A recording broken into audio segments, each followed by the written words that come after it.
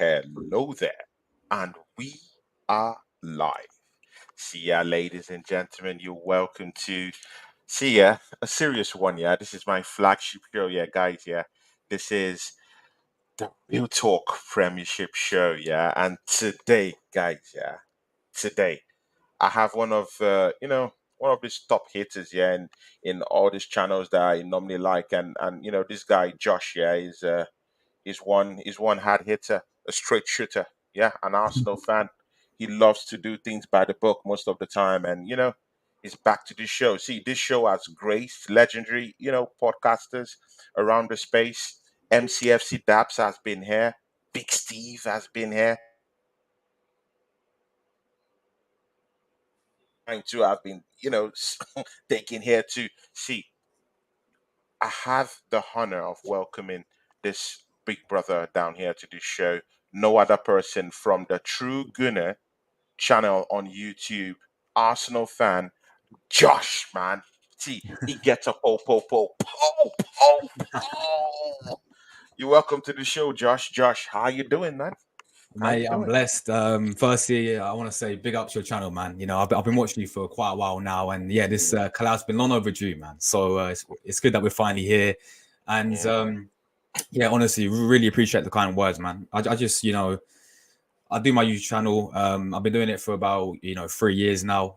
3 years, yeah. Yeah, for around 3 years, just to talk about Arsenal, man. And I love to get people on like yourself, other fans as well on my channel, and everyone's entitled to their opinion, and not everyone's got to agree with it. Just say what you think in it. So yeah, very happy to be here, man, and really, Yeah, really, man. really looking forward to it today, man. Yeah, man, definitely. Yeah, and guys, yeah, see Josh, our friend of this channel right now, yeah, because he has also been in the charts too. Once in a while, he does pop in. See, he's on the road to 6K. Yeah, guys, you know what to do when you watch the show later on. Go down to his channel, smash the likes up down there, smash the subscribe button down there for Josh, and get him up to that 6K that that it's getting into. See, let's get into the big one. Yeah. Arsenal Football Club. Guys in the chat, smash up the likes. Yeah.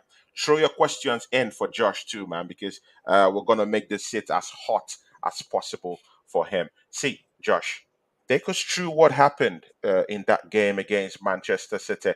Of course, I did see your, your post game show and everything. You also do watch alongs too, yeah. Mm. A joy to watch, yeah. See, what did you think about that Manchester City game? I saw your predictions before the game, but I'll just allow you say it. What you said was going to happen in that matchup. Did you get it correctly?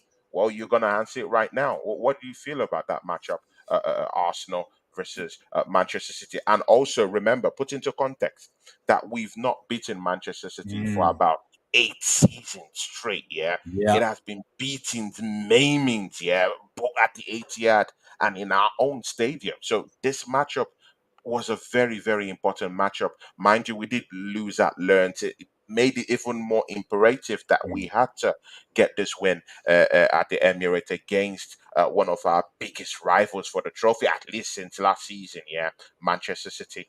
To take us through what you felt about that matchup. Yeah. Well, firstly, I think I'll be honest. I'll be real with it, Tony. You're right. I did not expect us to go and get the win against Man City because, as you said, last time we beat them in Premier League was 2015. Mm, Years ago, and ever since then, we was getting beaten left, right, and center, home and away. mm, So I wasn't really expecting the outcome to actually go and beat them 1-0. And mm, I know they had injuries. I know they had obviously De Bruyne was out, Rodri is out, so that was very, very good for us. But we also had obviously Saka out as well.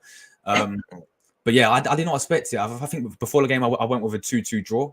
You know, um, Yeah. so I'm not sure many Arsenal fans really were, and especially coming off the back of losing to Lens. By the way, that was horrendous. That display was horrendous. Champions League and everything Horrible, like that. So horrible. yeah, after coming on the back of that as well, I wasn't really feeling too confident. But we did the unexpected for the first time since 2015. And Arteta finally beating Pep Guardiola in the Premier League. And yeah, my thoughts on the game. I thought starting with a lineup. I thought obviously playing Eddie Nketiah up front. That's my only issue with it because I don't Mm, like when we play Eddie Nketiah and yeah. Jesus. I think Jesus is good on the wing. as well as down the centre forward. But when Eddie Nketiah is playing, I don't know what you think about him, but I don't rate him, Tony. Yeah, I don't rate Eddie Nketiah. I don't really feel I that. don't rate him either. I don't rate him either. You know, I think he's too slow. I think he's a passenger in this team. I think Arsenal Football Club have done their best. We Mm, shouldn't have given him a deal in the first place. yeah, But, you know, £100,000. That's what this kid is actually commanding. Yeah, in this team. And see, yeah, of course, you do know the shirt, the number number at the back of 14. his number 14. Yeah, but see, man, a lot of people rumbled, cried, yeah, for that shirt, for that number. I personally I idolize that number. Yeah, Yeah, of it's course. it's one of my core heroes, and to see that number being worn by Eddie Nketiah, yeah, I, I feel it's a disgrace. Yeah, I felt the Arsenal board kind of like let fans down by giving Yeah, that number should have been retired. of Yeah, course. that number it should have been retired. But you know, at least now you know my thoughts on Eddie Nketiah. I think it's a passenger in this team. I don't think it's good enough. I think maybe he might be good enough for the likes of maybe Leeds, Yeah, maybe Brentford, you know, of this league. But for a top three side like Arsenal Football Club, I don't think it's good enough. Performance not good enough. Pressing game not good enough. yeah. Uh, Doesn't know the back of the net. It's not good enough. We need a striker who could come in and give us 30 to 25 goals in a season. But do you think he can? Do you think he can get that for us in any way? No chance. With Eddie Nketiah, I don't think he's good enough. I don't think he's. This is the thing with Eddie Nketiah. Yeah, you know, he comes in for the first few games and then he actually scores. And I think we came in against, against Man United last season and we Yeah, scored exactly. twice, yeah. And then this is what he does. He starts off well. I remember against Chelsea a few years ago when we beat them 4-2, he scored in that one as well. And he was giving Mm, it like all this to the corner flag or whatever he's doing. And then after that, he has dips in form. And he's not, for me, he's not consistent enough. Yeah, he's yeah, not clinical enough and he's not consistent enough. And yeah, we need a striker up there, and I'm sure we'll talk about it later on. Who we should sign in January, yeah. But we need yeah, a yeah, top striker definitely. if we want to win the Premier League this season.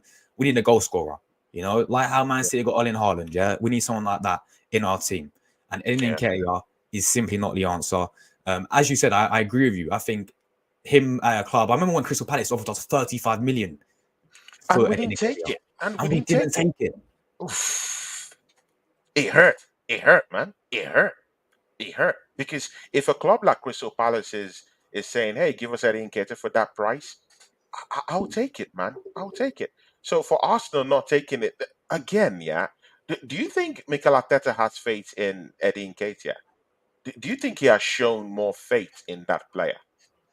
100% because he decided to get rid of Balogun. He decided to get rid of Balogun and keep it in Nketiah. And I always said, let's give Balogun a chance. And we barely see Balogun get a proper chance, in your opinion? Because I don't think we did. Yeah. I After don't seeing think so, him man. rip up the French league, right? And thanks for the sub, by the way. Really appreciate Yeah, that. Cayenne. Big up Thanks for Kaya. that, Thank man. you. Thanks, man. Thank you Yeah, so much. But as I was saying with Balogun, yeah, we saw him rip up the French league, and I know people say it's a French league, the Farmers League, whatever, right? But we didn't even in the preseason games, right? We barely saw him play at all. He was on the bench against Man United. he barely He was played. on the bench most of the games, and after that, obviously, we sold him to where did he go now? Monaco, yeah, he's gone to He's Monaco not now, in Monaco. He's not in and Monaco. And guess I would what? He has fired up Monaco to the top of the league. That's how bad it is. honestly, That's how I that's how just bad think it is. Monte favors Nketiah. I really do because he keeps playing the guy. And I'm sitting there saying, play Jesus centre forward. And 2 times he played centre forward this season, right, Tony? Jesus Mm, scored both of the games against PSV and Lens as a centre forward. yeah, You know, exactly. so Exactly. why are we playing Edin Nketiah still? He needs to be dropped, man. Still. And Mm, if anything, he needs to be sold in January. That's a harsh height of it, in my opinion. yeah. Yeah, exactly. See, yeah, when you look into that matchup, yeah, let's go into the officiating of that matchup, yeah. See, tackles after tackles after tackles from Kovacic, yeah. Uh, you saw that tackle he left, yeah, studs up, yeah, on Martin Odegaard. You saw the second challenge on I think on Declan Rice the second time, right? Yeah. Did you feel that should be a red card, and how do you see the officiating in that game?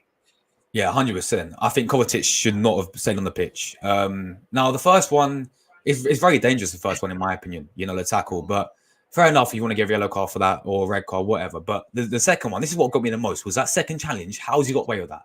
How's he Yeah, got away with nothing on that second challenge? He's actually took exactly. Declan Rice out and he's got no card. Yeah, that should be a Mm. second yellow and he's off. A second yellow. Yeah, Like exactly. it doesn't make sense, man. Like, and this is the thing. I don't really blame the refs too much, yeah, because I think, that should be the build and end all excuse for how we perform. Yeah, I look at the performance wise and how the players perform, etc., which will determine the which will determine the result. Yeah, but we've seen Yeah, it so many times before, Tony. Yeah, against Brentford last season when they forgot to draw the lines. It's exactly. it's a joke, mate. Exactly. And we It's a missed joke. precious points. And mind you, yeah, we lost about I think 2 games to VAR, malfunctioning, yeah, Oh, and giving us the reverse result. And you see, yeah, just mind you, yeah, we lost that title challenge last season by 5 points. So imagine what 6 points would have done for us. It would have handed us, the league. And again, when you see those type of tackles, yeah, on our players that need protection. Yeah, yeah. even English players that need a whole lot of protection because we'll be going into that Saka typical, of course, after this one. Yeah, you see that tackle on Declan Rice. Yeah, horrible, horrible tackle. Studs up the one against Odegaard. Yeah, it makes it hard to actually, keep check on and keep track with what's really going on. And with the injury treatment table of Arsenal growing and growing, it's becoming imperative that we need to protect these players. But again, when you look at VAR, yeah, VAR is meant to come and bless up this league, right? Mm. An extra eye, on tackles, an extra eye on foul goals, an extra eye on everything going on. But it seems to be taking us nowhere, man. What's your stand on VAR? With me, my point on VAR, yeah, this is my opinion. I think, look, we've seen it not just with Arsenal, but we saw it the other day with Liverpool as well, with Luis Mm. Diaz. Yeah, You know, Luis Diaz. I mean, I think it's the people running it in the room, in my opinion. I think it's the officiating running VAR because I don't think VAR, as you said, it was implicated to help Mm, referees and mm, just to be there for help. But the yeah. people in that VAR room, I don't know what they do, mate. I really don't.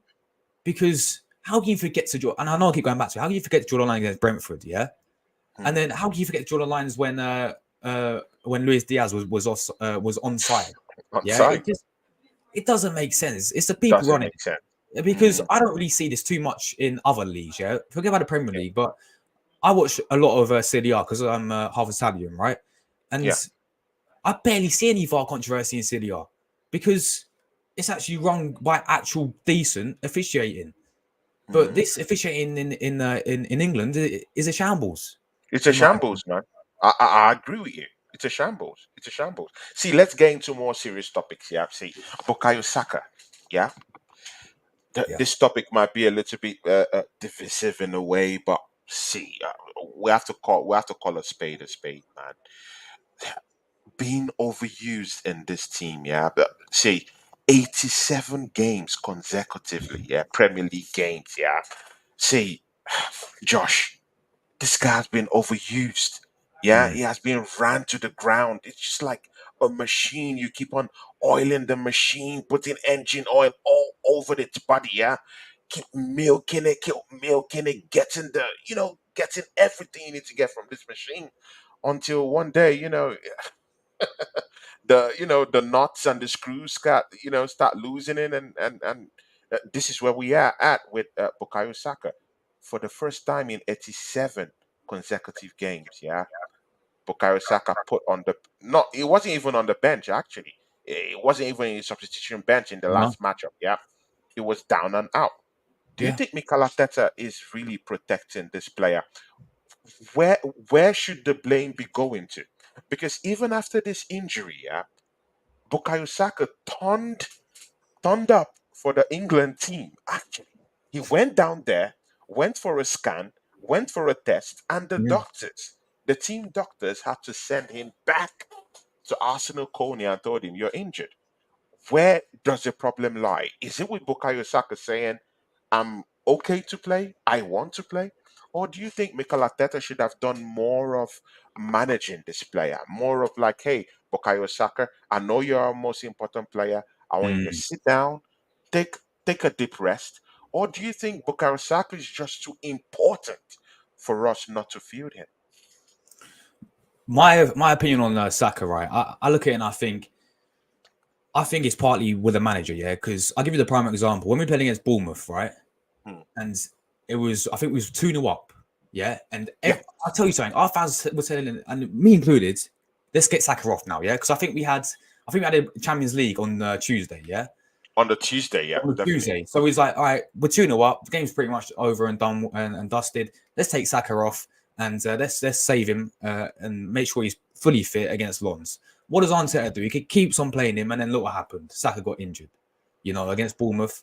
And then Yeah, I always had this fear. Now, and you may disagree with this, but when we played against Lons, right, yeah, and Saka's played, yeah, and he ultimately got injured. Before yeah, the game, I was saying I would start Saka because at the end of the day, it's a Champions League, and this is no Europa League anymore, right? mm, Europa League is where you can rotate your squad, and no disrespect to teams in Europa League, but it's Europa League. You rotate your squad, you play your your second team as we call it, yeah. yeah, But this is definitely. Champions League, the Champions League, and as we saw against Lons, there was no walkover. Mm. Last season, Lons challenged PSG 1 point off of winning the title. Of So, winning the title, yeah. yeah, so they were no walkover. And Again, I'm sorry. I'm sorry. I'll cut in go there. on. Yeah. So, are you looking at Learns as a team that can genuinely cause teams problems when you because you just infused something very very important. They drove PSG all the way last season. Yeah. Forget their position right now. They're 15th in the league Yeah, right now. Totally understandable. But last season they drove PSG, chased them with a hammer last season, yeah, and to just 1 point that PSG used to, gazum that league last season, and it was learned that was, that came second. Do you respect that side in any way?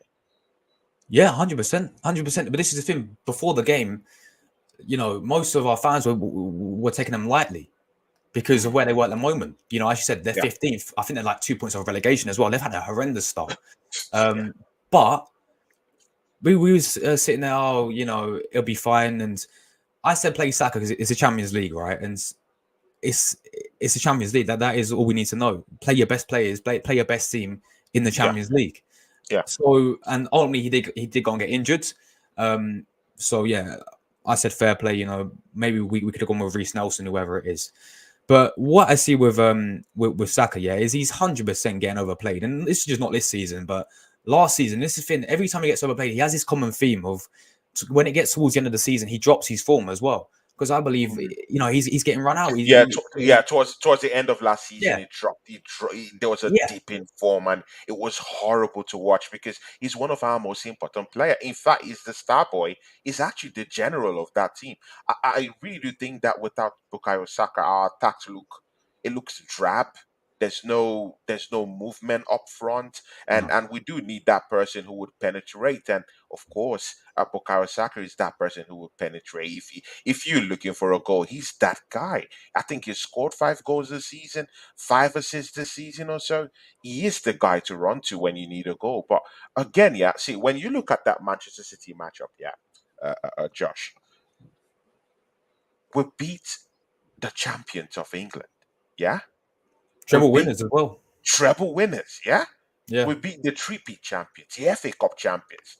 God damn it, yeah, the World Club Cup champions. Yeah, in that game, and we didn't have our straight-up shooter, our biggest general on the field. See, doing that without Bukayo Saka, does it ring any alarm bells for you?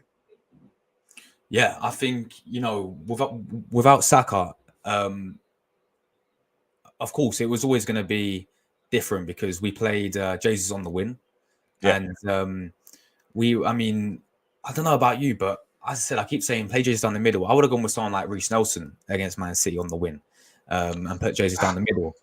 Reece But Nelson. Ah, or do you not rate man, Reece? No, but this is been Tony. We ain't got no one else to back up. he's not good enough, man. He's been Okay, poor. but yeah, but He's who else been we poor. got? He's Who been else we poor got to back this up? season. He's been poor. He's been But poor. yeah, but on the right wing, yeah, Saka's there, but who's his backup? He's Reece Nelson, isn't it? That's why we signed a new contract. That's why he signed a new contract. Who else we really got there? I know Jesus can play there, but as an out and out backup winner, this is why in the summer we should have gone and got a backup right winner for Saka. This is why in January Exactly. it's so important. Kudus or Kudus or Yeah, Kudus. Could have How went to about West that? Ham A for like Kudus. how much A was it? Musa 40 million. Diaby. How Yeah, about this Musa guy? Diaby is another Top one. shooters. Mm, Musa Diaby is another one. Like at the end of the day, we should have gone and got a backup right winger for Saka. Yeah, because I do agree. I don't think Reece Nelson's the answer. Um, but what I will say is he's the only option we've got when Saka gets yeah, injured, isn't it? Let's be real. He's an out and out right winner. So yeah, this is why it's so important in January to go and get someone like Pedro Neto, who I've been a big fan of for many years. Um, yeah, but this should have been rectified in the summer, which is why in the summer, when you had some of our fans rated 9, 8 out of 10 windows, I agree it was a decent window because we got Declan Rice, fantastic signing. Timber, yeah. really good Simple. signing. Yeah. But who else was there? Kai Havertz. but That's a bigger see, man. That's a bigger topic. We have to talk about that, yeah. But yeah, see, let me delve into this one, yeah, because this is a big one, yeah. See, Mikel Arteta's man management skills. See, I don't know where you are with this Arteta thing going on. I might likely get that answer from you when I get to understand your tone. When you start answering this question. But yeah, Mikel Arteta's man management skills have been called to question. Yeah, not only with this Bukayo Saka debacle. Yeah, uh, we can go as far back as last season. Yeah, last season Gabriel Martinelli was playing in a game, and I think he had a problem with his hammy. Yeah, just a little bit of a slight hammy problem, a little bit, and he was kind of like struggling and stuff like that, and he went out of the pitch. Mikel Arteta went down there and pushed, like he pushed him into into the field to go play. Same thing with Thomas Partey, injured in a game I think against Tottenham Hotspurs, if you yeah, remember quite well. Yeah, limping and everything, went out of the pitch. He pushed him in. Go and fight. That's what he said. Yeah, and now we've seen his man management skills with Bukayo Saka. A horrible mess in a way because our best player is actually out right now. Martinelli, you can see, injured also. See, we have nothing less than at least 6 players in the treatment table. Julian Timber, who just got into this football club, you know how big that player, is for yeah, us. Yeah, or he was to be for us this season. Yeah, you saw the performance against Manchester City in the first game, in the first opener, of this league. Yeah, he got injured and we brought him in the second half. He wasn't even to start that second half, but he pushed him to go start that second half. What would you say about Mikel Arteta's man management skills? Like, is it a big concern for you, Josh? for sure, for sure. After what the examples you've just gave there, for sure. Mm, It's look, as you said, I remember the game clearly when we lost to Tottenham. It was in lockdown yeah, and we lost two yeah, 0 hmm and yeah, things were going really bad, and he actually deliberately pushed Thomas Pite on the pitch. Pite went over to him. He's like, "I'm injured. Get back on the pitch." Yeah, and then I think pushed him. did we concede after that as well? Literally 1 minute after. Yeah, yeah, yeah. We conceded. We conceded. We It's conceded. It was that bad, man. It was it's that it's bad. like yeah, as you said that example, but obviously yeah, the one with Timber as well. Against Nottingham Forest. Mm, Literally, he could mm, have bought him off at half time, Tony. But mm, no, bring him mm. on the second half and he gets injured. So there's definitely a big concern, yeah. And Okay. yeah, as you said, this is a thing. Like we're always entitled to give this manager praise when it's due, but at the same Yeah, time, sure. you got to criticize where it's due as well. And that is one thing Waste you. I really criticize about this manager is his man management skills in terms of the Mm, players. Is shocking yeah. in my opinion. In your opinion, yeah. And of course, it's good. I get that from you because I'm gonna switch it up a little bit right now. Yeah, see, when you look at that matchup against Manchester City, yeah, we just beat the champions of Europe, the champions of England. Yeah, definitely. See, he won that opener. Yeah, the Community Shield. He beat Pep to it. Yeah, he Mm. won that play. People like calling it a play, right? Good. So let's call it a play. But he won it anyway. Yeah. Uh, on the road to the FA Cup, he won. He beat Pep Guardiola, right? For the Yeah, only FA Cup trophy he's won, right? Good. And now in the league, in the EPL, he stopped the rot, an 8-year rot. Yeah. against the same Pep Guardiola. Would you say that Mikel Arteta has developed this kind of like dragon energy? Do you think he's got Pep's number? Hey, I love how you use the term Drago. Yeah, Drago energy. That was class. Um, has he's got his number with Pep? Not for me yet. Not for me Mm, at the moment because I look at it and I think, yeah, it's fantastic that we beat the champions, treble winners for the first time, 2015. It was very very long overdue, right? yeah, But the thing with Pep and Arteta is look what Pep's done, with Man City. Look what Pep's done, with the trophies he's won. All yeah, right, with this yeah, manager, the thing that for me that I will sit there and say, all right, I'm on Arteta's side, and yeah, you know I'll say fair play and hold my hands up to Clay because I'll be honest, I've been very critical of the manager, and yeah, I'll be honest, I didn't want him in the first place when we sat yeah, Emery. I was like, why are we employing someone with zero experience managing his first ever club? He's going to be learning on the job. yeah. But for me, this season, right, is he has to go out there, Tony, and he's got to go with the money he spent as well. All right, over 600 mil, however much it is. Well, the money he spent, he Bro, has bro, bro, it's nearly 700 million, man. 700 mil. There we It's go. nearly over. See, was she 300 million pounds shy of £1 billion in 4 seasons, man? That's big money. It And that is. would take me to my next question with you, but I'll allow you finish this one. Yeah, cheers. So with the money he spent, yeah, there's no excuse anymore. There's excuse before he hasn't got his own players. Mm, Fair enough. He's got his own players now. This is his team that he's built. mm, The players that he bought, he chose it by design. It's his team now. Yeah, he has yeah, to go out there and deliver success at Arsenal Football Club. He's been there for mm. 4 3 years, four Four seasons. seasons, she's getting to the fifth season Fifth now, season definitely. now. He has Yeah. to. We should be demanding our standards to be competing for every single trophy this season, Every even the single Carabao Cup. trophy. Even the Mm, Carabao Cup, people dismiss the Carabao Cup. You know, we've only won two in our history. exactly, man.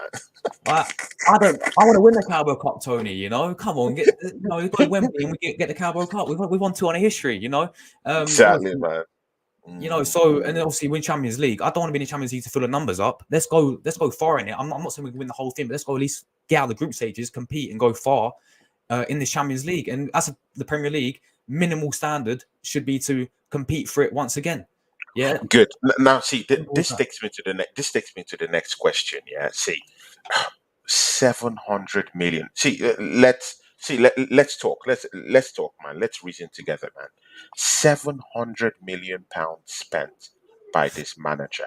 Yeah, in 4 seasons. Is the most backed manager in the league. If you check it Yeah. out, is the most backed manager in the league.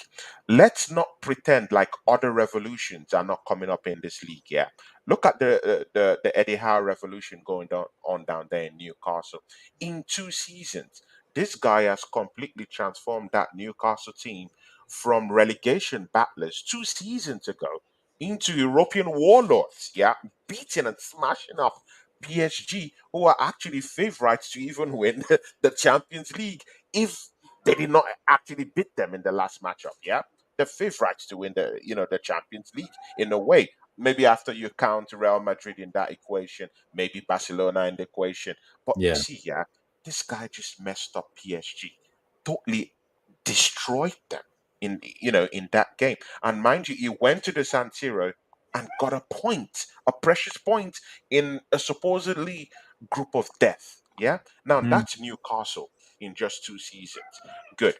If that example isn't good enough for you, Josh, yeah, probably maybe you might bring this excuse that maybe probably they got billionaires who are running the club right now. Good.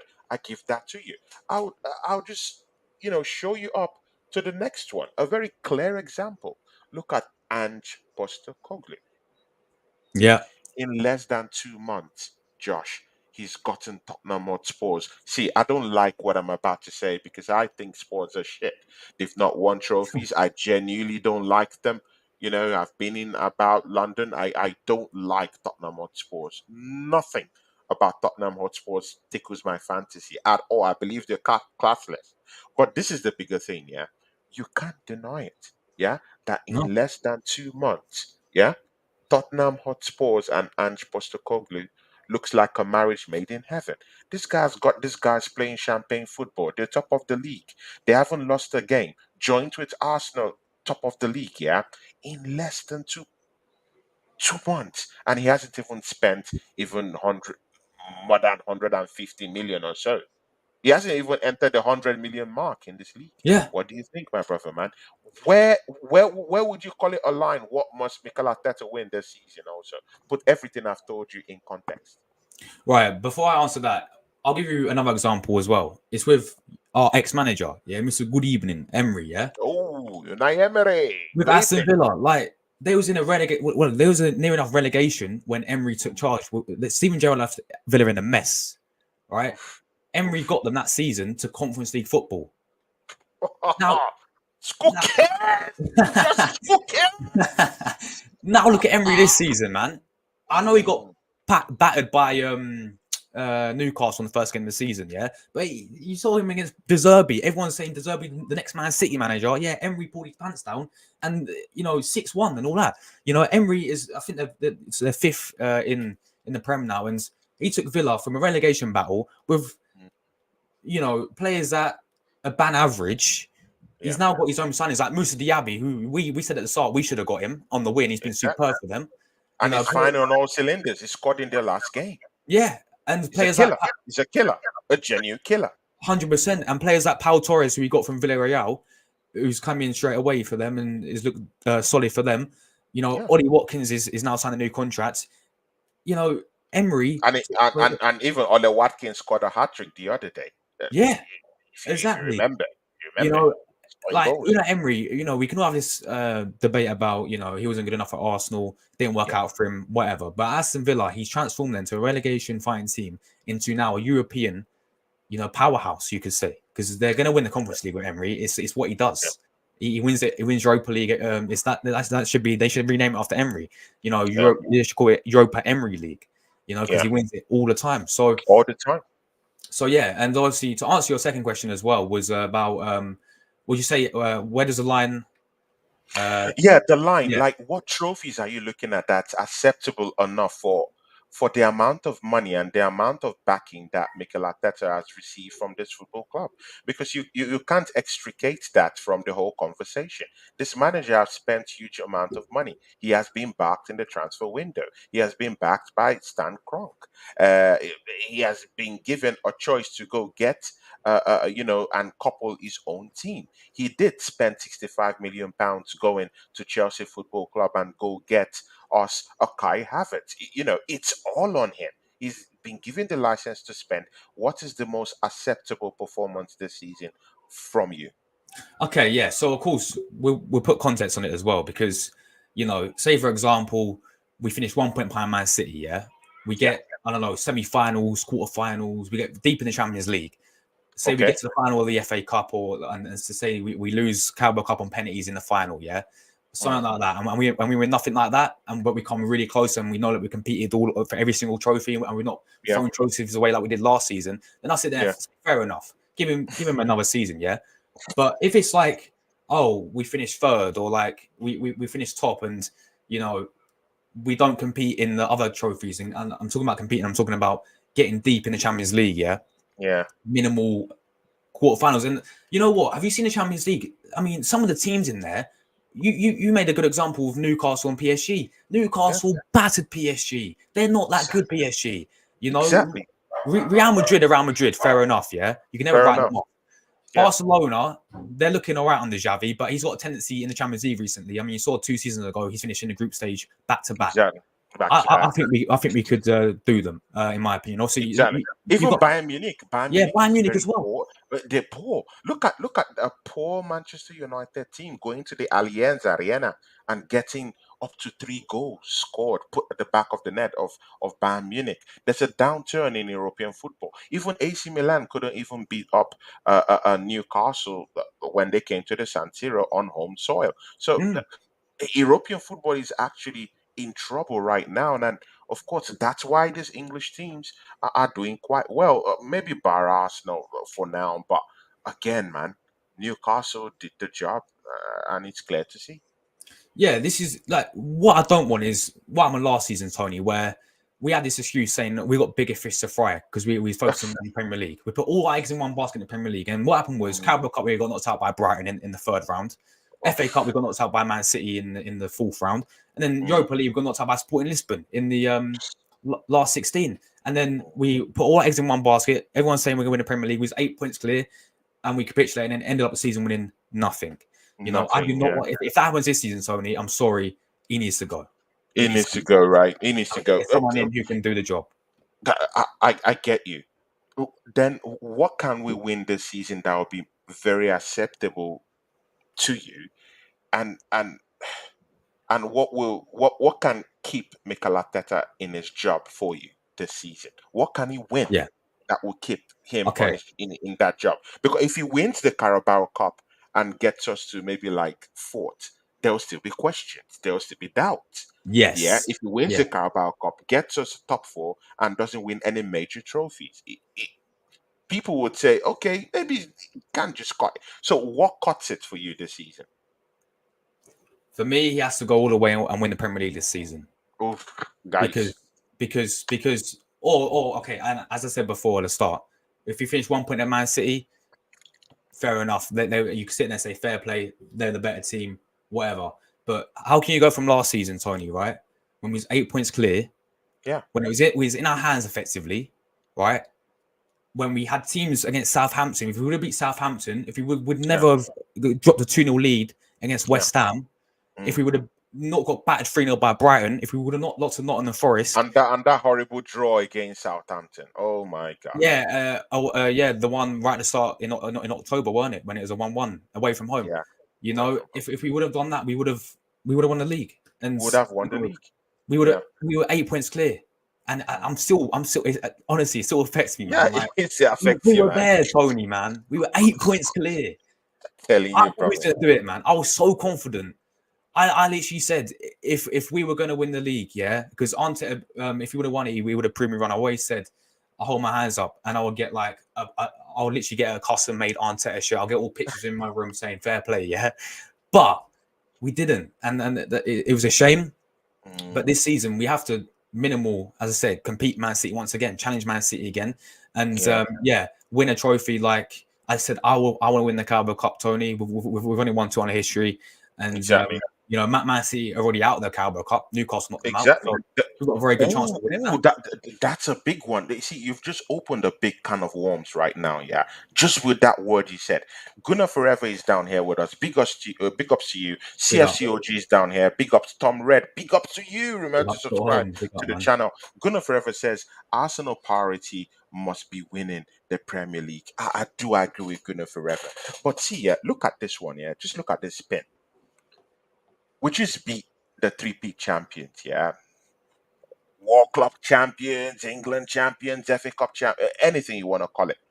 They've made Carabao Cup this kind of tune-up kind of title that they always go out there to win. That will kind of like project how the season will kind of look like.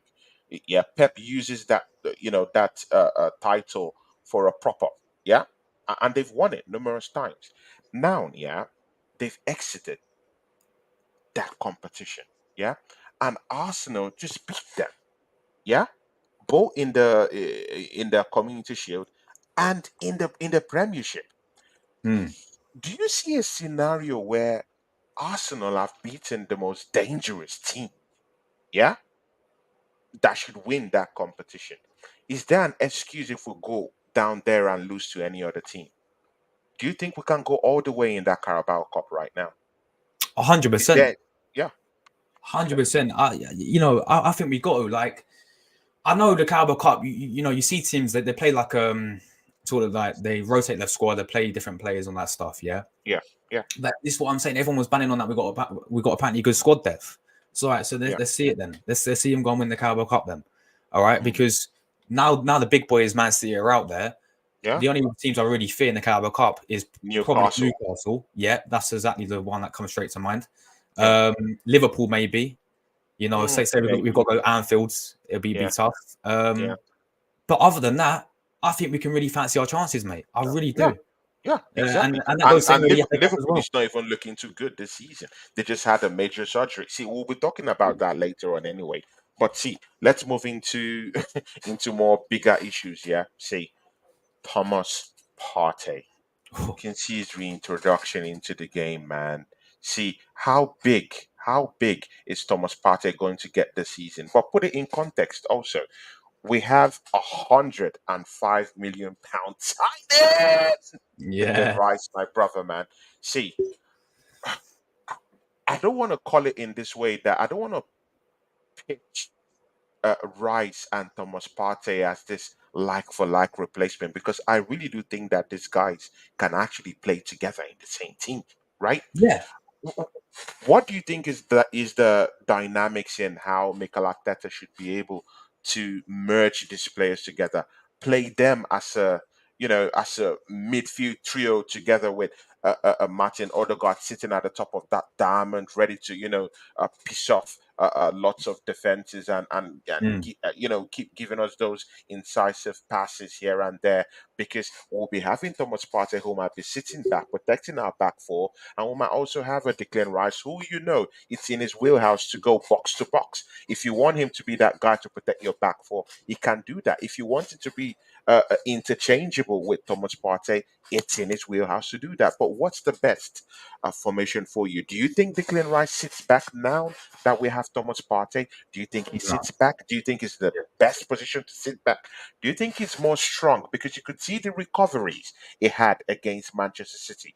Always running, always trying to recover balls. Yeah, it's in his wheelhouse. Or do you see him more as a box to box kind of midfielder? Now that Thomas Partey is here, what's your best bet on that duo in the midfield? right, yeah. So, firstly, with this duo, we've seen Declan Rice and Partey play together. I think twice, Monaco and Community Shield. Yeah. Yeah, Then when the Premier League started, right, he decided yeah, not to play Partey and Rice together. He decided to play Partey at right back, as we remember, against Nottingham Forest, Palace, yes. and Oof. Fulham.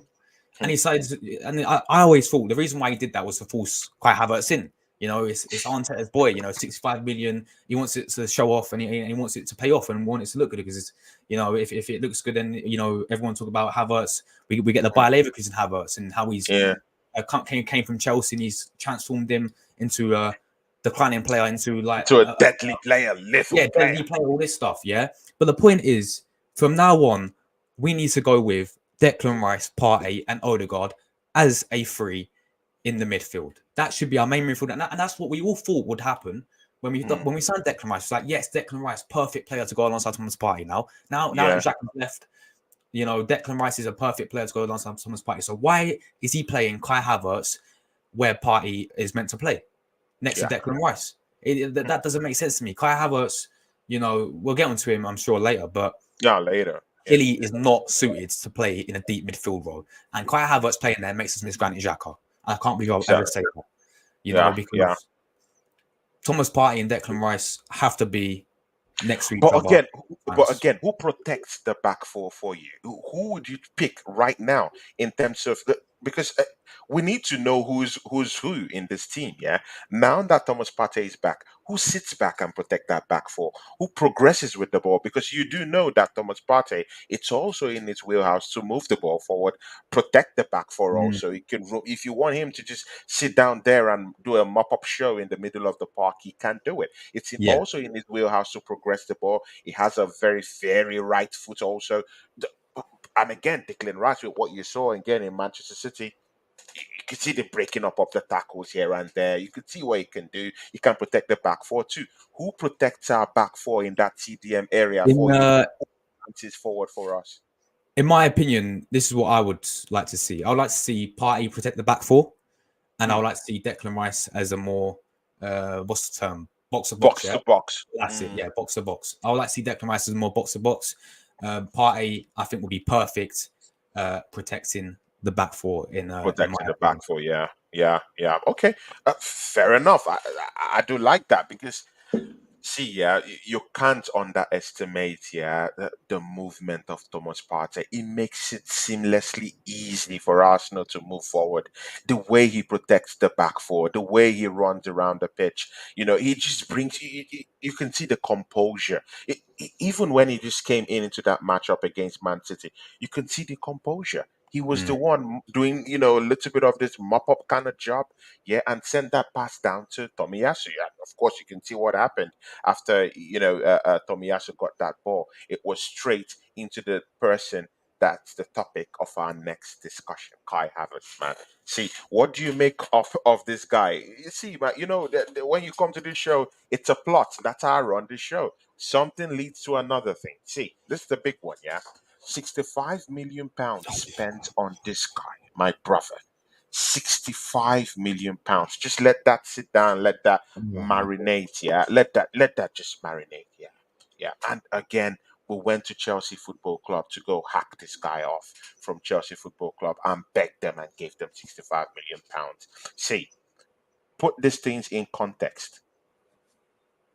He scored a goal 2 weeks ago, a penalty. It takes guts to come out with low confidence. The players around you don't trust you. You're the most slagged off player in the team. Like they bypass you in their attacks because maybe you're probably too slow, too lazy, and there's no confidence in you. So rightfully so. Yeah, good. He steps up, he takes that penalty, beautiful penalty by the way, sends the keeper the wrong way. Yeah, good. Yeah. Now introduced into the game against the champions. Yeah, just on Sunday, comes in and gives in, lays a pass down for Martinelli to score a goal. Do you do you sincerely see a Kai Havertz uh, becoming more of himself, having more confidence? Do you see anything propping up with Kai Havertz? Because right now he's just throwing in a goal, and also he has also just thrown in his first assist. Do you think it opens up for him downhill from here? Or do you think it's just a gimmick? It's just a simple pass backwards to Gabriel Martinelli. Do you respect what he did that day? Tell me what's in your mind about Kai Look, Havertz. Do you hate yeah, him so bad like how many other Arsenal fans do? no, I don't think it's like that because look, any player, as I said, I'm always entitled. Look, I completely disagreed with the signing of what Arteta and Edu signed Kai Havertz. I don't know any Arsenal fan. You would ask any of them at the start of the window who should Yeah. we sign. I don't think anyone would have gone with Kai Havertz. Yeah, Mm, and yeah. look, I always sit there and say if you perform well, there's your credit where credit's due. Yeah, and credit where credit's due. He scored a penalty. Actually, he was lying confidence, and it takes a lot to step up and do that against Bournemouth. Yeah. And also against Man City, decent assist. And yeah, Yeah. credit where credit's due to Kai Havertz for those games, yeah. Mm, But let's go to the games where the 5-6 games before that, when he came into the squad mm, against Lons, for example, when I thought yeah. he would have the confidence boost, yeah, everyone's talking about, oh, he scored a goal, we'll see the confidence boost. Against Lons was a ghost. He was a ghost, and he's been doing that most of this season. Now, Mm, with the 65 million and the price tag, that was an absolute shambles. yeah. And not this is the thing. There's players out there, and this kicks me. Yeah, James Maddison. We could have got him for 40 million, Tony. We'd have got Maddison for 40 million, and he would be My God. perfect for us, man. He would be perfect. I Uh, called for that signing, man. I called for James Madison. and now look I where he's at, called for Tony. James Madison. This Arsenal fans here, they were all laughing at me when I was calling for James Madison. They started throwing in different names. Now look at this. This is the end result. This is it.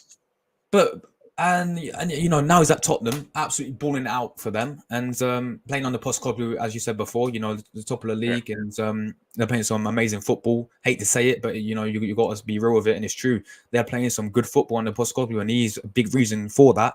And he would Yeah. have been perfect for us, and we could have gone for 40 million. Um, but no, instead we went with Kai Havertz, and I've seen this guy for 3 years playing for Chelsea. Mm, As a centre forward.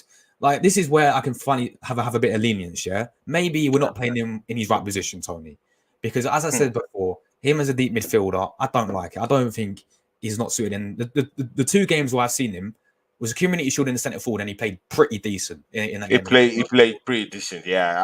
I give that to you, man. I give that And to you. and then obviously he came off the bench as like a more centre forward as well, didn't he, against Man City, and he got himself an assist. So Mm, I can hear when people say maybe we're not playing in the right position. I've heard a few people say why don't we play him as an attacking midfielder where Odegaard plays against yeah. where he played against Leverkusen. We've yet to see that yet. So who knows what Arteta will do with Havertz, but it was a shambles in the first place to spend that much money. And I looked at it, I was Yeah. like, didn't we learn from Nicolas Pepe? We spent 72 on Pepe, and look how that turned out. And you make a big risk of signing someone like Kai Havertz, who we've seen for 3 years, Tony, play for Chelsea week in, week out, not good enough for them. Not good enough. And we're just hoping he becomes good enough, and we're It hoping becomes good enough. that that he's the same that from Bayer Leverkusen. But look, Yeah. if he performs well, even though I disagree with the signing, I'll sit there and say fair play to you, Kai Havertz, and please, hopefully, he proves me wrong and he goes and he's a big part why we win the league this season. Please, that's what we all Okay, hope. good. Okay, good. But the best position for you to employ him right now, a center forward, is that okay for Yeah, with you? Okay, yeah. good, good. I think because we've seen him play twice there, and he's looked half decent there. And what we'll say, though, that Man City game is again, he had chances, didn't take them Mm, though. yeah, Is he clinical enough to play that centre yeah. forward position? Mm. Time will tell. But I keep saying this. I do not like him in that deep midfield role, Tony. In a deep midfield role. He's so slow, and he's not tricky with his fit. Yeah, if he was a tricky kind of guy with his fit, then I would say okay, it makes sense to tuck him in and about that midfield area. But he doesn't come with lots of skills, right? He No. doesn't know how to progress the ball and move the ball in a fast pace because we have fast paced players when we're going on that counter attack, and he could just slow everything a little bit down, and it doesn't work for Arsenal in that way. I just think the best role for him is the role you talked about, that center forward role. Yeah. And again, I also believe that it gets in the way. If it's in that midfield area, it gets in the way of lots of trickery going on in the in the middle of the Yeah, park. yeah, Yeah. You, yeah, you could even see him, coinciding at the same time with maybe Martin Odegaard blocking the way. Yeah. And it doesn't really, look good. But in that center forward role, and mind you, he's tall enough, mm, kind of like being known to use his head more. He could be able to, send those, get the ball down on his chest, just like what happened against Manchester City. Bring it down a little bit. mm, Look for players around him. Scan the area. Look for yeah, players around him, and get it off. But I do agree with you, man. See, another topic we have to talk about: Martin Odegaard, our captain. See, Martin Odegaard signed a new 5-year contract with the football club just before the Tottenham Hotspur game. See, this is something I've seen over time with our captain, Martin Odegaard. He freezes up in the big games. yeah. He Have, does. have you noticed that Oh pattern yeah, with our club captain? And this happens to be our club captain. Is a leader of this team. yeah, Do you think, and see, I'm not taking shots at our captain. I'm not taking shots at Martin Odegaard. By the way, he scored us, I think, a total of about 16 goals last season, if I'm correct. Last season, with a couple of assists, I think 7 assists, 16 goals last season. That's top notch coming from a midfielder, right? Good and okay. I clearly do understand that. But man, in the big games, he's missing, man. In the Tottenham Hotspur game, I really wanted him so bad to show up in that game. I'm yeah, sorry, he didn't show up. To back up our point right now, he came to that Bournemouth game. He showed up. He even yeah, scored a goal. He showed up against against PSV in that matchup. And then when it comes to this Manchester City matchup, you saw what happened. He just went off the radar. In the second half, he did bounce back a little bit, which was a little bit too late. Top generals were already down there to help us out. Thomas Partey came in, yeah. Martinelli came in and took the shine on everything, yeah. So why is it that this guy doesn't have the space, doesn't have the glamour, doesn't have the that energy to just no. keep us going, in the big games. And It's do you support that narrative also? Because you might have a different idea to what I think. No, I 100% agree with you with the big games. He doesn't in the big games. I just want him to grab a game by the scruff of the neck. He's our captain, as you rightly said. Yeah. Grab a game by the scruff of the neck, but he doesn't go like it's all like as you said against Bournemouth, he looks fantastic. Yeah, Mm, mm, but when it comes to a team like Man City, and as you rightly said about Tottenham, he sort of goes. And I hate to say it because he's our captain, and he's a fantastic player. But when it yeah. comes to these big games, there's plenty of examples where he doesn't turn up. And as a captain of our football club, these big games, you have to turn up. You have to You have grab to a game turn. by a scruff of the neck. but he doesn't Yeah. do that, and it's something he needs to definitely improve on. And I hope he does, really, because yeah, he's a quality player. I'm glad he signed a new But contract. but again, do you think it's because of the introduction of Kai Havertz that scoopers everything, or do you think there will be a change if Thomas Partey slots back in to that CDM area, and that might change things up a little bit because now you now have steel and more muscle in the middle of the park that can enable him to do what he does best, create, Yeah, while hundred others percent, defend. 100%. I think, as we said, Kai Havertz being in midfield can't happen anymore. I don't know if it will Mm, happen, but we have to wait and see. But Thomas Partey has to go back in there. He has to be the midfielder. Partey, Odegaard, and Declan Rice. That is our best midfield. Arteta has to go with that. We can all see it as fans. Let's hope yeah, Arteta can see it now, yeah, because Partey and Declan Rice will keep it ticking in there, and you have Odegaard creating everything. So yeah, I yeah, definitely think it'll be a big help with Partey in there. I yeah. mean, as you said, just go to the goal against Man City. His Partey's long pass into Tomiyasu into Havertz. Mm. Partey can do that, and Declan Rice dictates everything. So yeah, I definitely think it'd be a massive help with Partey being back in there. Hopefully, Arteta does that. But yeah, time will tell, bro. Yeah, time will tell. See, we'll go to the last question of the day. See, striking problems at Arsenal. And see, yeah, I'm a solution guy. Yeah, and, I hate dwelling on the problems longer. What can we do to help us? But see, it comes with a big context. Right now, we have three strikers in the run in, or three forward players in the run in. See, if you were Mikel Arteta right now, yeah, would you go for Ivan Tony by January? And we have a fighter, someone who understands the Premiership, someone who will be a dogged fighter, who would tear up all cylinders and be a lion in that number 9 role. And of course, when with Ivan Toney, he reminds you of legendary number 9, that traditional number 9 that would be in and in the box. I'm not talking of how Gabriel Jesus looks like right now, and he's always linking up play and never in the box, and he's our number 9. He is the guy when you want to say this is our striker. He was supposed to be the guy in the middle of the, like, in that penalty box, but he's never there. He's always outside the box, linking up play. It's not good for Arsenal Football Club. We need a number 9, that's for sure. Yeah. Would you go for Ivan Tony? Would you Oh turn wow. it up a notch? Would you turn it up a notch? And this Yeah. is because I do know that you're a big fan of the Serie A. You're a big, massive fan of the Serie A. I've seen you talk Serie A, man. I'm a big fan of yours. I might not be in your charts, but man, most times I check out your show, and you're a big, massive fan of Serie A. I see what you do, in some watch alongs that you do, talking about the Serie A. See, are you a big fan of Victor Osimhen? Yeah, Oh straight up shooter. This guy's a killer, right? For yeah. Napoli. Mind you, he has serious problems right now with Napoli and the Napoli hierarchy. Mind you, he wanted to leave a long time ago, but right now, fresh wounds have reopened with their TikTok page and how they mocked him Yeah. losing a chance against Bologna. You know all about that. I don't have to go into Serie A with you because I know you're a big seasoned professional when it comes to the Serie A. Difficult. See, does Arsenal turn it up a notch and go get this guy in, Victor Osimhen? Or do you think, let's look, maybe a little bit domestically? Yeah, let's look home. Yeah, you can't be fighting wars globally while you have straight shooters who could help you back at home. Pedro Neto down here for Wolves. Look at what Yeah. he's doing for Wolves. This guy, the blessed thing about the striker is that he can play as a number 9. He can play on the right wing. You can tuck him even back, just behind the main striker.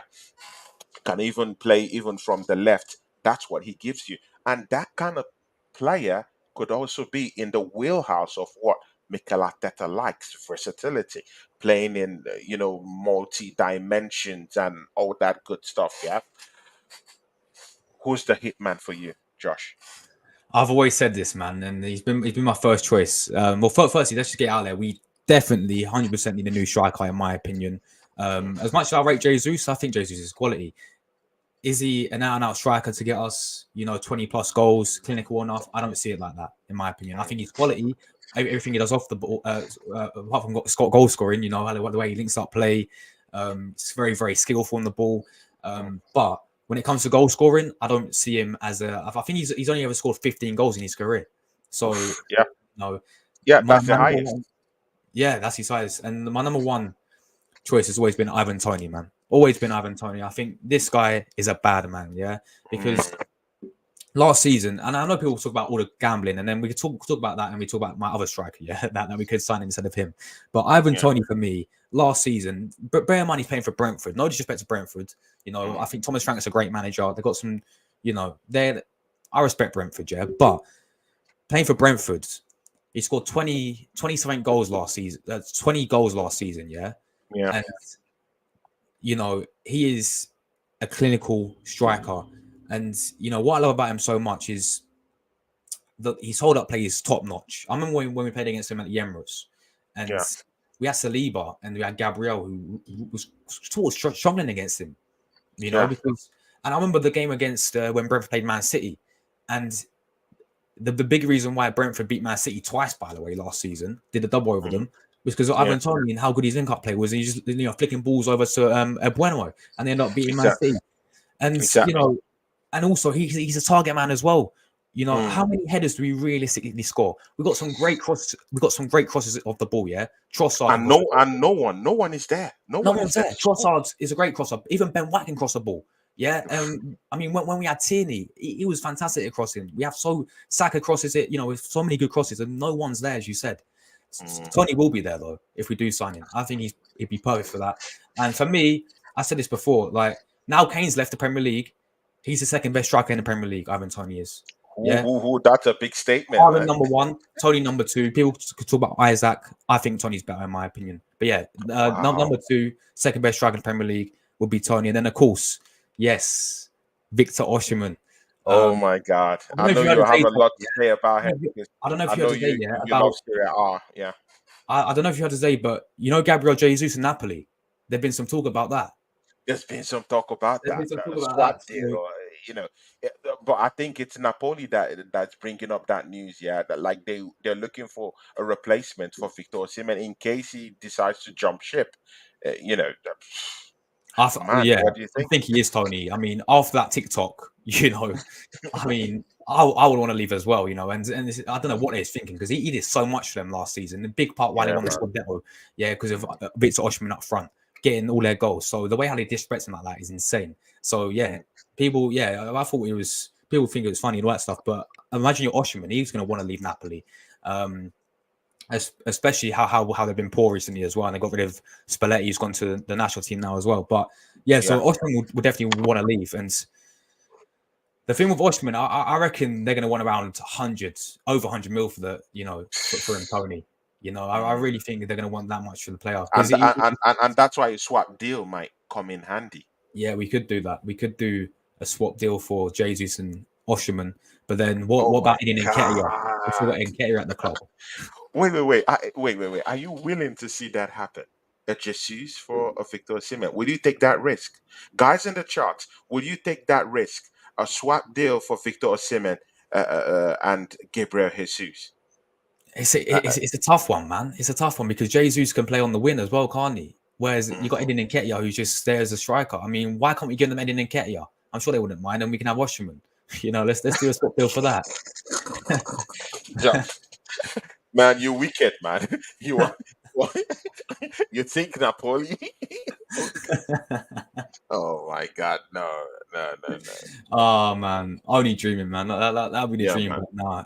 But maybe a Trossard swap might interest them. Mm, Maybe yeah, a Trossard swap because Trossard isn't bad either.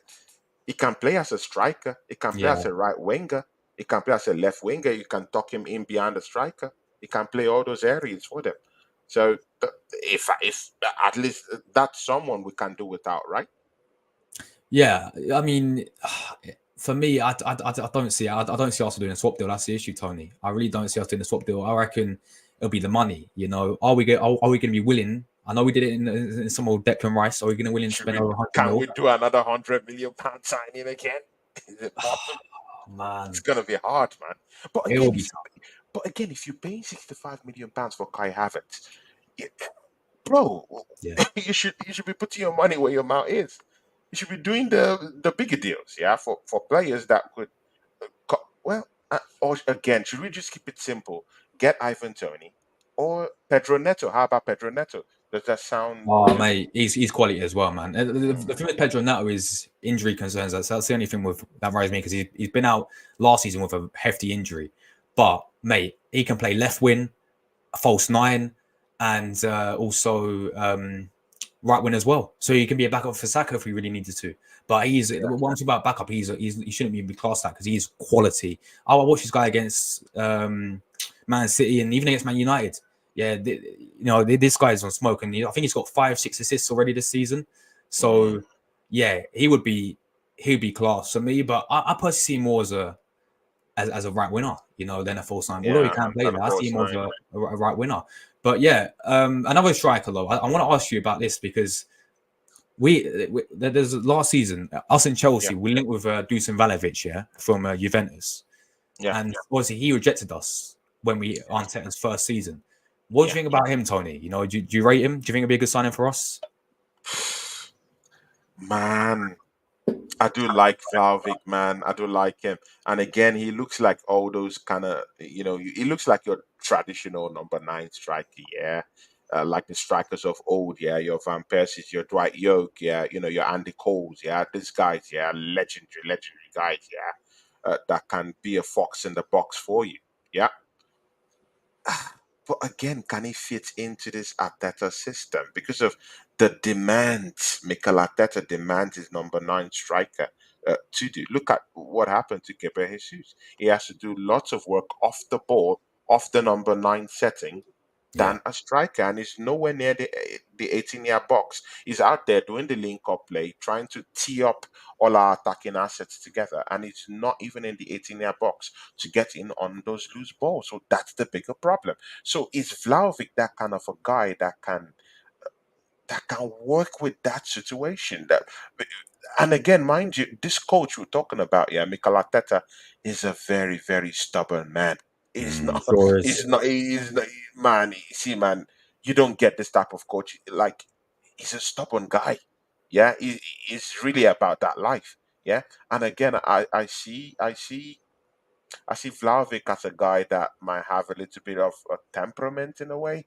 I think he's that kind of guy that if you tell do this, he might it might be a little bit like, no, I want to do it this way. No, I want to do it that way. Yeah, And trust me, Arteta demands it's like a cult.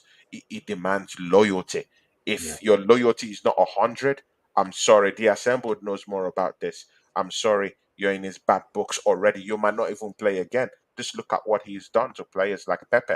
Yeah, look yeah. at what he's Look at done to Matteo yeah, Guendouzi. Guendouzi. Yeah, Yeah, if you don't bow and kiss the ring, that's a fact. yeah. If you don't bow and kiss the ring, I'm sorry, you got to go. But is Vlahovic that kind of guy in your in your For outlook? me, for me, you do with Dusan Vlahovic. I remember watching him for Florentina when he first broke through, and he was unbelievable there, bro. Oof, But oof. this move to Juventus, yeah, is cost him. It really has because he's been poor for Yeah, them, man. He's been yeah, very poor for Juventus. He hasn't been clinical. He scored last season. I think he scored 11 goals in Serie yeah. A, It's which is not good enough. which is For poor, which is yeah, poor. very poor.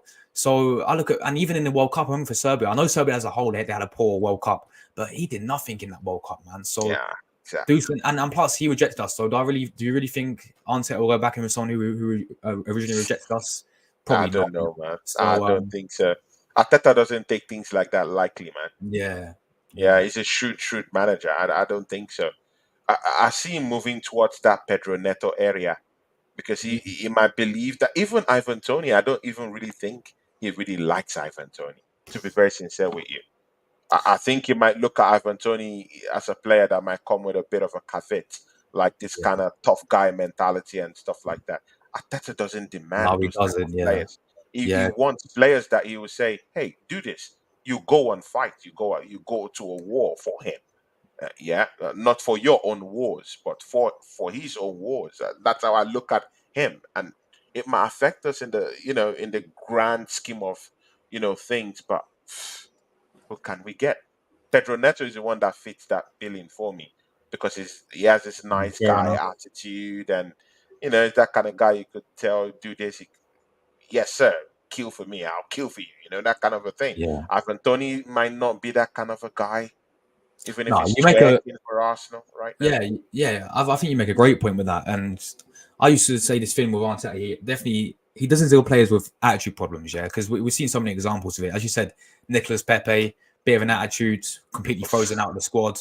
Aubameyang, I remember as well. I've watched it all or Mesut nothing as well. Ozil, Mesut Ozil. Ozil, The numbers Guendouzi. is countless. The numbers is Yeah, it countless. goes on and on and on and on. And Ivan Tony, Balogun, even Balogun had a little bit of yeah, Balogun as well. Yeah, Balogun had another one. bite in Yeah. him, and come So on. yeah, 100%. That's a great point. But I look at it and I think we need a clinical striker. To win this league title, to go all the way. I think the one player for me would be Ivan Tony or someone that's clinical who can get us 20 plus goals. For this season. So And, your and pick is Ivan Tony, right? yeah, it's always Yeah, been my first choice. it's Always always Ivan been. Tony. Yeah. See, before we close the show, what does your top four look like, Josh, man? Oh, my top four. That's a big one. Oh, man. This is a good question. This is a good question. All right. I hate to say it, but the way Tottenham are playing, they're gonna get top four. They're gonna get top four for sure. Tottenham, yeah, the way they're playing, right? Um, Champagne just the way football, how they man. started with Postecoglou, they look, and the players they've got with Basuma, Madison, Son's the main guy. I think they're gonna get top four. I hate to say it, I think they're gonna get top four. Yeah, they might. Obviously, City will be up there. I reckon we will be up there as well. Hmm. And then I'm gonna go Liverpool. I reckon Man Liverpool. United are going to miss out. Chelsea are Yeah, going to miss okay. out. Anyone else big I've missed? To be honest, I think Villa will be with Emery. I reckon Villa will have a great season, probably finish fifth. How about And then, Brighton? Brighton, yeah, will Deserby as well. Newcastle as well, man. There's some teams. There's some teams. I was just waiting. I was just waiting for you to go through all those ones, man. Without calling Newcastle, man. What are you thinking, bro? Newcastle, man. They just clap PSG and everything, bro. This top four is going to be tough. Wait, It's would it gonna be surprise you, tough, man. Tony, this season if we don't put be consistent enough like we were last season, would it surprise you if we actually miss out on top four? Will the other teams improving? Man, man, man, this is big, man. See, mostly, see, in this top four conversation, man, it's gonna be huge. It's gonna be huge. It's gonna be huge because see, Newcastle. Look at what's going on with that team. Yeah, from relegation battlers to European warlords. Yeah, that team will cook this season. Isaac is a striker that I actually wanted when he was in Real Sociedad. Yeah, Yeah. I want that striker. Do you remember when we Looks we, very, we very were tracking good. his number plate as well, Tony? Isaac's his number Exactly. plate. Exactly. I like the guy. He's tall, slim, can hold the ball. Might not be, might not be buff like your normal, natural, old day, traditional number nine. But Yeah. his athleticism, covers up for that, big mold of a kind of like a striker in that number nine position. He's very athletic. He could move the ball. He could, scan the area. He has that extra bit of quality to get you goals, and he could run players ragged. He's skillful also. He could dribble. His hold up play is top notch. Those are the kind of progressive strikers that that Arsenal should be looking at. But see, man, you've not said who's gonna win the league for you. All right. You've completely All right. evaded All that right. All question, right. man. All right. I All know right. you don't want. I don't want to answer this, yeah, because it'll come back. Guys, Josh, you completely I try forgot my that best, question. Tony, to avoid that. I try the best to, work my way around the question, but I'm gonna have to say it in it. All right, fourth. I'm gonna go with. I'm gonna go with Tottenham fourth. I'm gonna go Tottenham Liverpool. fourth. Liverpool third. I'm going Okay. City second, and we're gonna win the league. Oof, guys.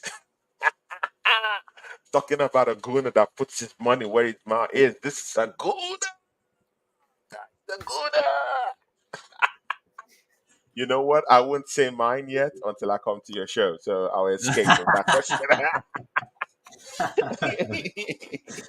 See, Fair man, enough. Fair enough.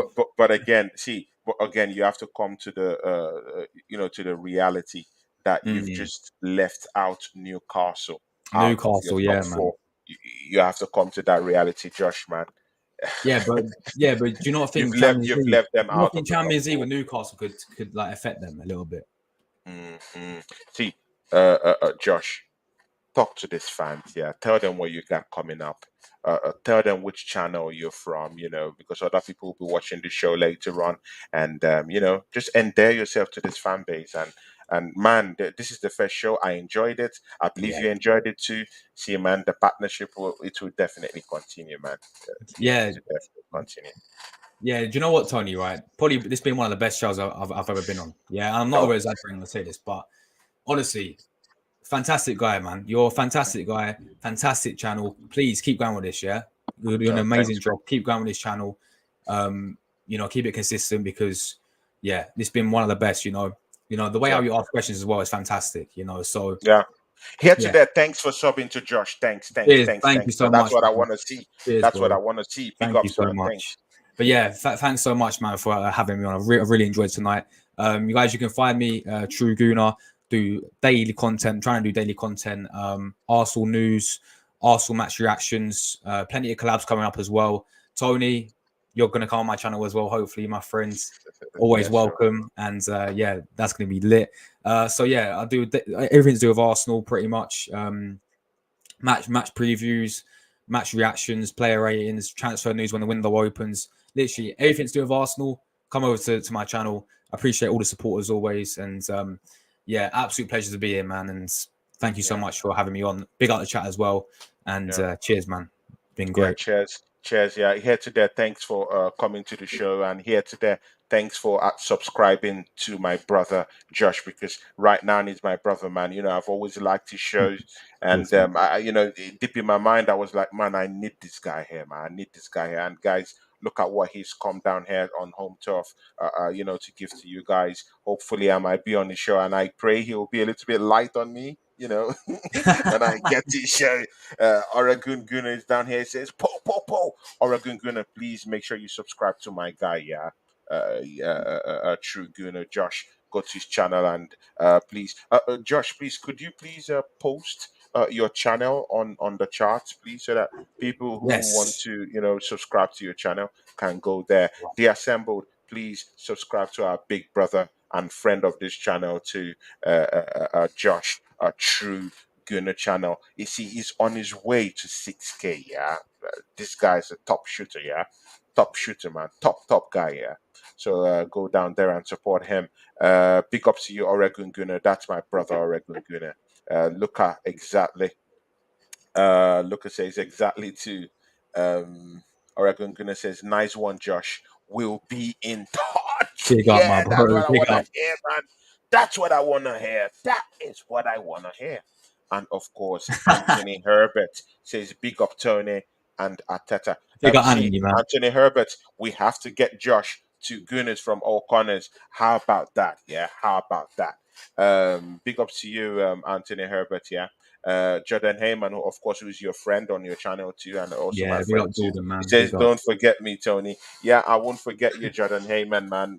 We'll bring you to the show one of these days. Even me, you, and Josh could even do something. Who says we can't do something together? We can do something. So big ups, yeah. See, yeah, Josh, please make sure you post the link to your channel on Yes. the charts Bro. after the Do show. that. And see, yeah, Yeah. guys in the charts, thanks for coming to the show today. Thank you, Josh, man. It's a honor to have you on my show today. And see, yeah, guys, don't miss this one. I'll be here with the mouthy, a Tottenham Hotspur fan, yeah, the flagship show, the Minority Report with Deji Spores. You don't want to miss that one, yeah. The goddamn war, yeah. And guys, expect lots of collaboration between me and Josh. Also, man, because I really like how this guy talks football, and me and him will be coming up with one or two collaborations definitely, because I would go to the kitchen and talk to this guy, yeah, and go to the kitchen and bring good work for you guys. Yeah. See, from me and Josh, we out. We out.